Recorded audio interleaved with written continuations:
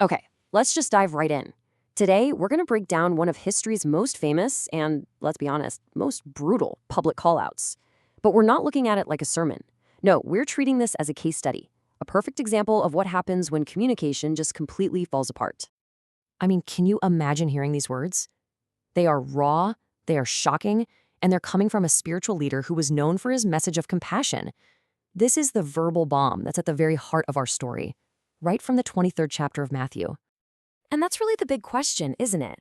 Is this just a guy losing his temper? A flash of pure rage? Or is this incredibly intense language actually a symptom of something much, much deeper going on? Well, that's what we're here to figure out. So we're going to put on our diagnostic hats for this one. We're going to analyze this entire showdown, not as a theological debate, but as a communication breakdown, so we can get to the root cause of this massive conflict. And the tool we're going to use is something called nonviolent communication, or NVC. It's this really powerful way of looking past the actual words people use, no matter how harsh they are, to see the universal feelings and needs that are really driving them. It's the perfect lens for what we're doing today. All right, let's get into the diagnosis. The very first problem that Jesus points out is what you might call a crisis of authenticity. He sees this huge gaping hole between the leader's public image and who they really were behind closed doors. And this comparison from the text just nails the core issue perfectly. Basically, these leaders were super tough on everyone else, piling on all these difficult rules, but they were incredibly easy on themselves. They wouldn't lift a finger to help carry that weight. It's the classic, do as I say, not as I do. And, this wasn't just some vague complaint. What's so fascinating is that Jewish tradition itself, in the Talmud, actually called out these different types of fake piety. You had the shoulder Pharisee, who wore his good deeds like a new coat for everyone to admire. And get this, the bruised Pharisee, who would literally walk into walls to prove how holy he was by not looking at women. These are such vivid pictures of a performance, right? So if we look at this through our NVC lens, what was really going on? This wasn't just about being vain. This whole elaborate performance was a really misguided, tragic strategy to meet some very real, very human needs. The need for respect, for honor, for status in their community. The method was all wrong, but the needs were 100% real. Okay, on to the second part of our diagnosis. And this one flows right from the first. This obsession with appearances led to them completely losing perspective. The tiny little details of the rules became way more important than the whole reason the rules existed in the first place. And this just lays the contrast out so clearly. Jesus points out their obsessive focus on tithing every last tiny herb from their garden, like mint and anise and cumin. But while they were counting out spice seeds, they completely ignored what the text calls the weightier matters, the things that actually count: justice, mercy, and faith. And he sums up how absurd this is with this unforgettable and honestly kind of hilarious image. You can almost picture it. A man so worried about the rules that he carefully strains a tiny gnat out of his drink and then turns around and swallows a whole camel without a second thought. Their priorities were just completely backwards. Okay, so we've diagnosed the leader's own issues, the performance, the loss of focus. But what was the prognosis? What was the actual, real-world impact of their leadership on the very people they were supposed to be guiding? Well, the impact was devastating.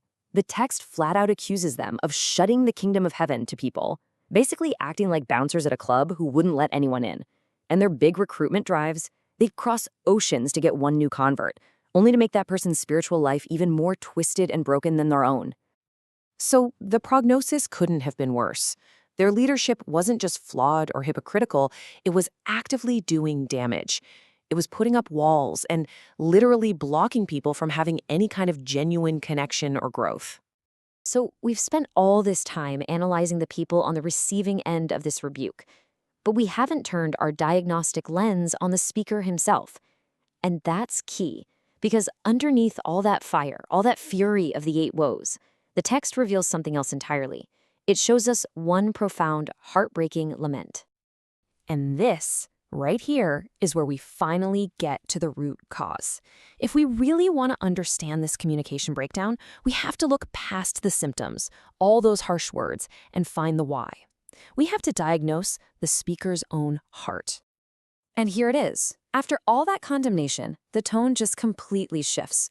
The source describes this not as anger, but as a wail of agony.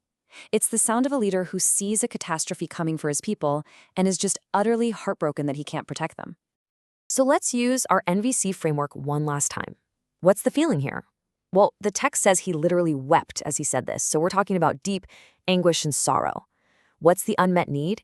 It's the need to protect, to nurture, to keep his people safe. And it's captured so beautifully in that image of a mother hen gathering her chicks.